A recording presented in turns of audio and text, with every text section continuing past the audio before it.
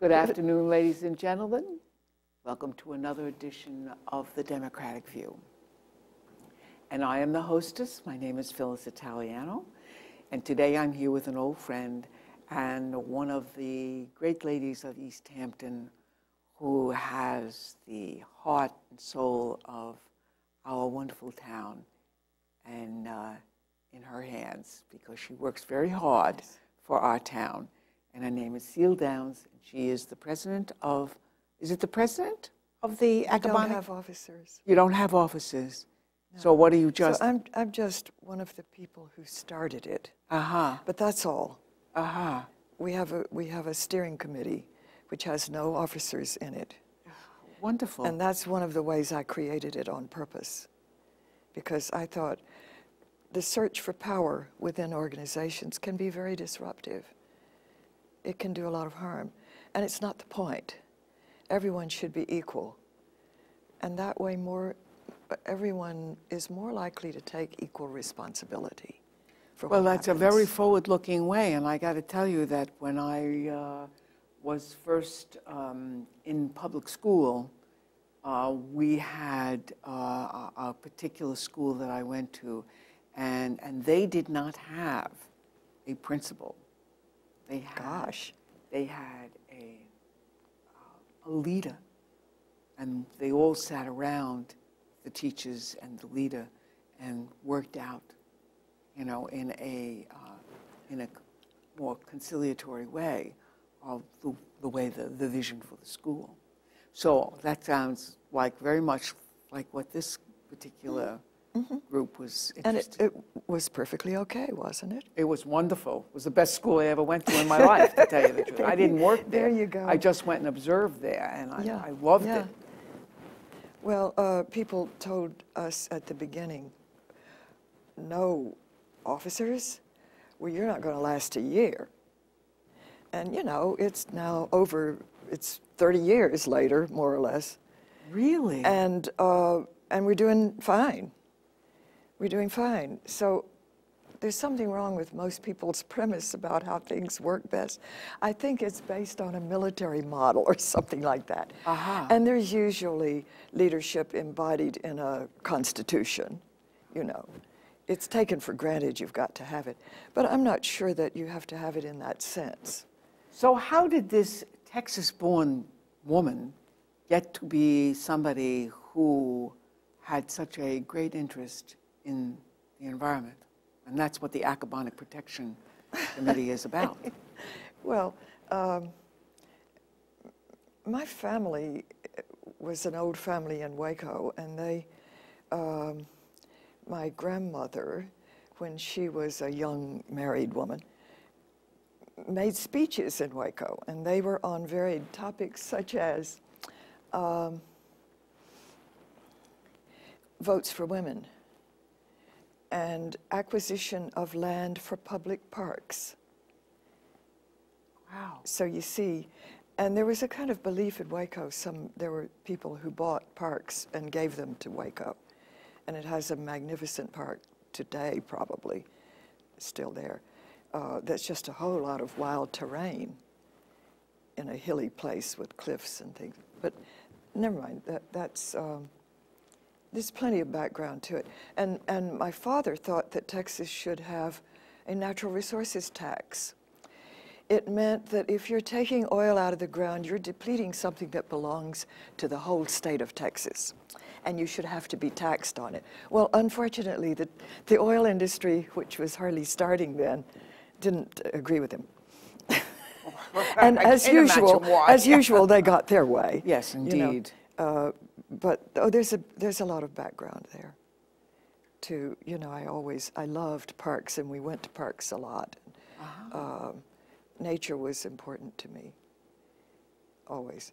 But I got to be here by virtue of marrying. You know, this is how a lot of women get to be where they end up. They go there because that's where their husband comes from or is going to. Yes. So that's it. So my husband's family had a place in East Hampton when he was a boy. And they had a house in Amagansett East, as it was called. Beach Hampton, as it was otherwise called. And so we came here to live. That's why. That's why. And I thank my lucky stars. My goodness, we could have gone to California. Oh, I think California is probably very lovely if you happen to be there and you like it. Well, I have lived in California, and California is well, if you don't mind the big boom booms, you're okay. But if you've ever lived through one of those, let me tell you, when you feel the earth shaking, you really do want to get the hell out of there. Well, they have their problems and we have ours. It's true. They have earthquakes and we have hurricanes. But you know what? You can always get in a car and escape a hurricane because you hear about it before. And you can, you know, if you don't mind leaving your house behind and all that kind of stuff, you can do that. But you cannot escape an earthquake. That is a terrible thing to ever have to live through. Yes. And I've lived through several because I've been going out to California from the time I was a young girl. So anyway, how did you get started with the Accabonac Protection Committee? This was in 85, and there were a lot of people. I knew everybody in the immediate neighborhood. They all had the same ideas in their heads, and this was that this was an endangered place. You could see it happening. There had been some terrible things done. For instance, there was a lot of marsh filled to make house lots. That was probably even illegal then, but somebody just did it. It's all the houses along Lost Point Road on the marsh side are on fill. That was dumped in a marsh. And they put that channel in. It was way too big for a little tiny creek like that. And it's been a problem ever since. But probably somebody planned on marinas, at least one marina. And they put in a channel big enough that very large boats could go in and out. Totally unnecessary. All that was going on there was some fishing and some clamming and some scalloping. So tiny boats were doing all the work that was being done there. Now, tell me exactly where you're meaning, because I'm not good. Well, there's a channel that goes from Accabonac Harbor out into Gardiner's Bay. That opening. You mean the one that has there's only one channel. the two points on either side? Yes. And That it's a channel? gigantic opening.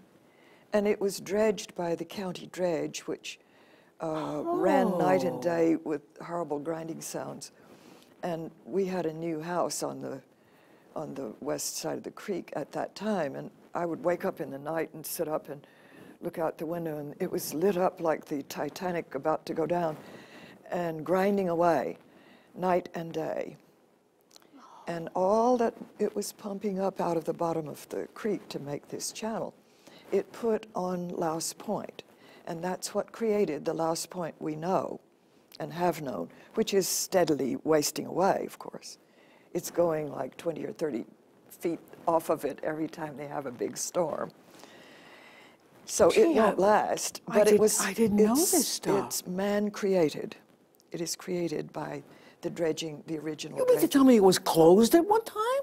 Well, all along there, that's kind of little spits of land. And they opened and they closed according to the tides and the storms and the currents. So at times there was an opening at the south end, which really stayed more or less permanently. That's the end of the original Louse Point. It was a little short point. And there was a coming and going of tides that went in and out there. And it was so shallow, you could almost imagine walking across at low tide. But small boats could do it. You see, it was sufficient. But I think they wanted to make something that would not limit small boats to high tide, you know, and not have them maybe get trapped on the wrong side when the tides change, you know. So they needed some kind of permanent channel, and they put it in a totally different place where, of course, nature doesn't like it. Nature didn't plan to have it there. And it says, oh no, again, no. And there was a temporary opening at the northern end where they have that culvert, that ill-fated culvert, that opened and closed according to what nature dictated. And you have old maps that show it closed and old maps that show it open. Wow. So that's what we had, a very changeable situation. And you know, people don't like changeable. And they didn't like Gerard Point because it was not stable. They wanted to put a road, you know, out it. And so they had to stabilize it. And that thing called stabilize is something you can't do to barrier islands. And actually, Long Island as a whole is one of those. There was an island all the way down the coast of Texas that's a barrier island. It is in flux at all times, and they all are everywhere in the United States that they exist. They're in flux, they're coming and going. I know, I'm a fire islander. And they're islander. usually going inland, and so if there's water behind that, it's going into that, and it's coming out from the ocean. It's emerging from the ocean all the time. And humans just have this delusions of power problem. And they think that they can fix things that nature has been doing forever. Well, they can't. And we're now seeing the proof of that when we have a few hurricanes. You are going to notice that a lot of ideas people have had about replacing everything just the way it used to be didn't work out. Well, you know, I am a fire island. I've spent 35 years there. And we used to always say, you know, the Indians would never live here. They just came onto Fire Island to get the wampum, the purple part of the clamshell, and left. You know, only a white man would be fool enough to go over there and build The Indians structures. were not renowned for trying to fix their abode anywhere and make like permanent installation. They were great nomads, moving around with where the game was and where whatever they wanted was. And so this idea of permanent fixtures is a big mistake, and it will cost us a hell of a lot of money in the long run. But this has nothing to do with the Accabonac Protection Committee specifically, because we stay out of matters relating only to the ocean shore, since we're supposed to be taking care of Accabonac Harbor. So what do you do in taking care of, well, you were telling me anyway how you got started. Oh, yes, that's right. There were a lot of people around the neighborhood who were very interested in all of this, and they were not ignoramuses. They were watching the harbor and what was happening. And they could see in their mind's eye every shore of Accabonac filled with houses right on the shore, because that's where people will go if you let them. It's probably not a good idea. They're easier flooded there, but and a lot of other things. But that's the desirable place, is where you can see the open water. And we could see this happening right before our eyes. And we decided to sort of get busy to see if there was anything we could do to slow this or stop this, or maybe preserve some parts of it so that they could never be built on. And that's the way it has gone. We've had amazing results, you know, amazing luck having land acquisition, which essentially started when the CPF funding became available. You know, before that, it was very hard to get money. So the first thing we did was send somebody, which included a whole lot of us because we don't have leadership, to a Springs advisory board. That's what they called them, not advisory council in those days. They called it the advisory board. And I went there and explained what had happened about the land next to me, which is now the Barbara Hale Preserve, Right. because it was part of my husband's and my property. And when we divorced, he took the land and I took the house.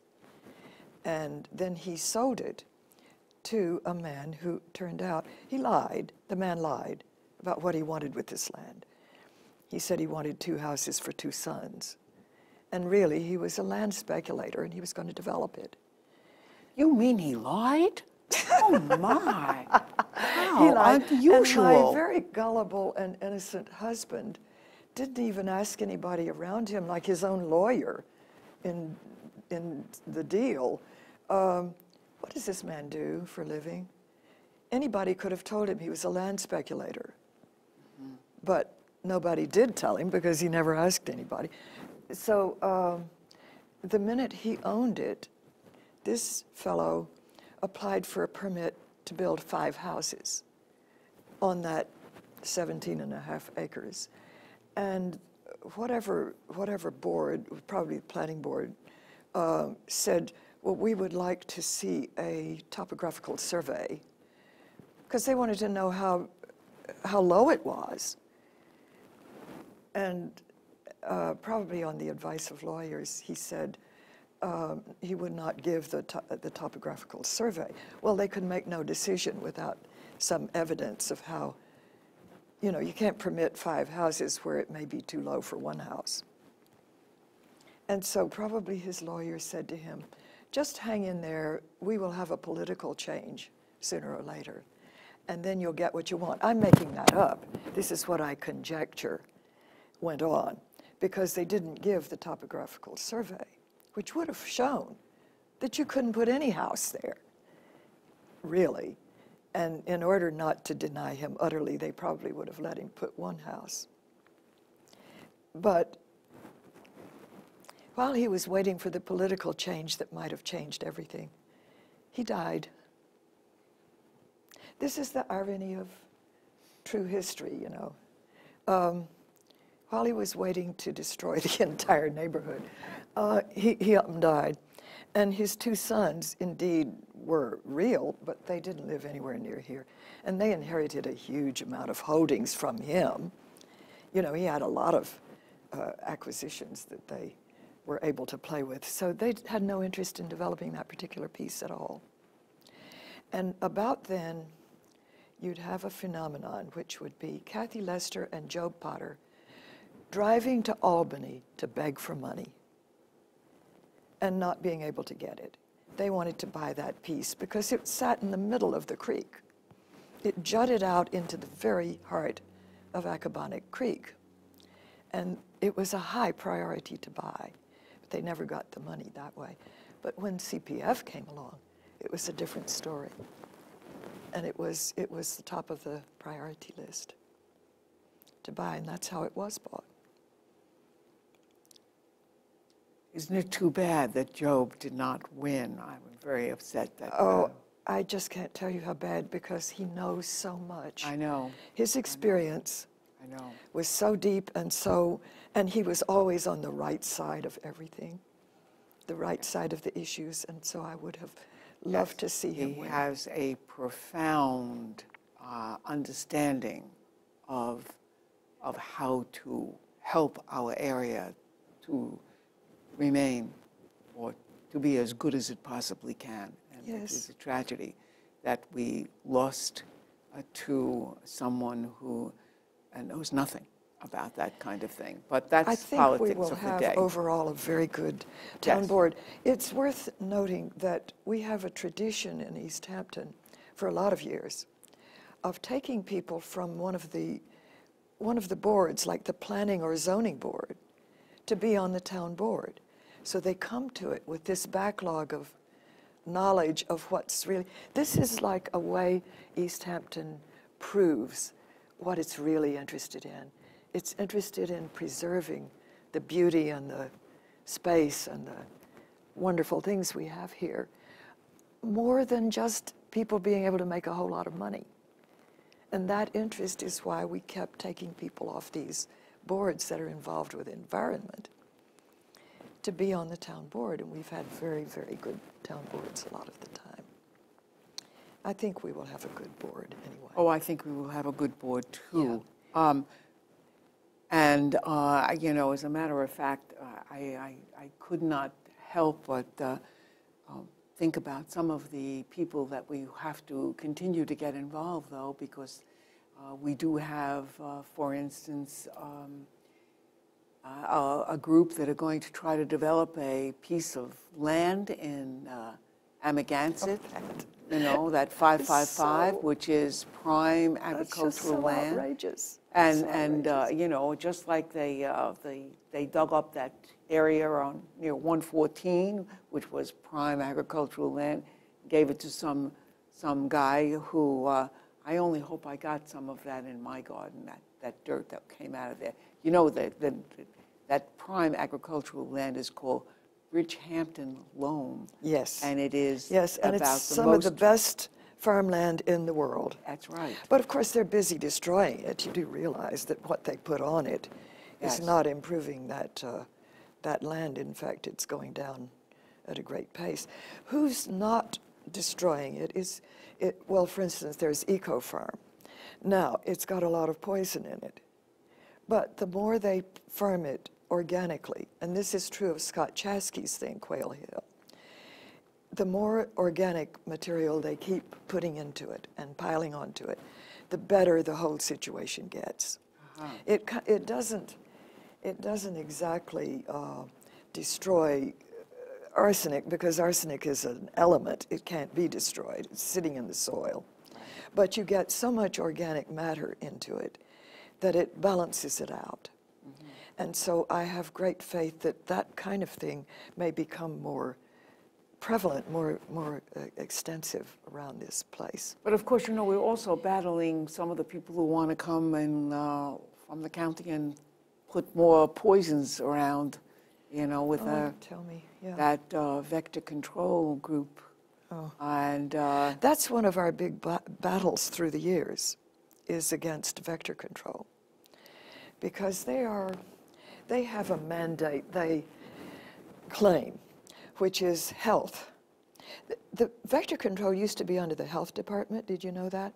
And now it's under public works.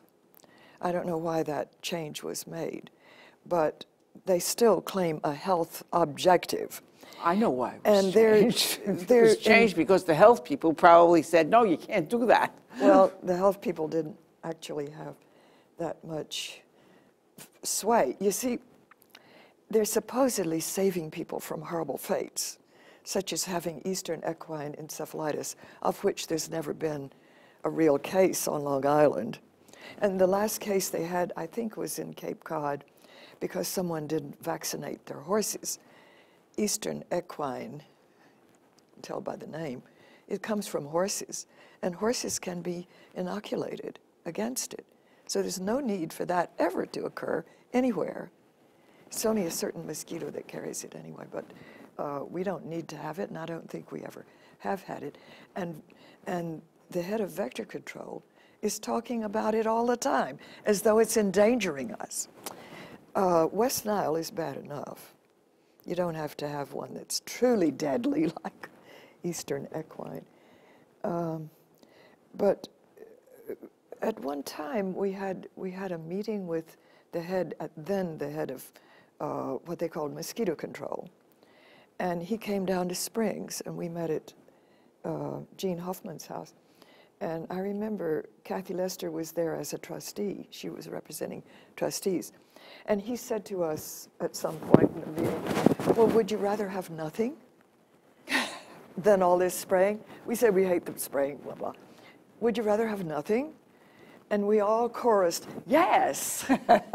And he said, oh, well, all right. You know, I thought, it's going to save you a lot of money if you don't have to spray. But of course, they're more afraid of all the complainers, the people who have a nuisance. They're worried about the mosquitoes around their picnic table.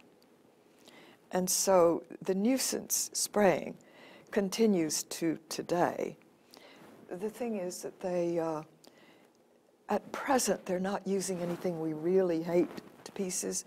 They're using some insect diseases and hormonal things, which are not good. They're not good. And they destroy a lot of what they are not intending to destroy. Non-target species, you call that. But they're not as bad as they could be, as something could be. And so we're fighting methoprene right now. Methoprene is hormonal, and it was accused of causing a lobster die-off. Yes. And affecting the lives of crabs, for instance, and these are commercial crops.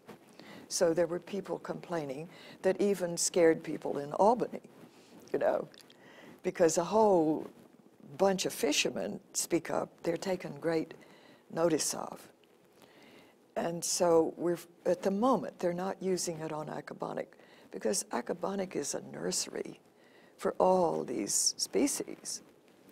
And it's just insane to destroy the whole life in the creek. And there are things that we haven't even been discussing. I mean, these are not lobsters and crabs, but copepods, which are microscopic organisms. And they may be affected by these hormones because they too are arthropods.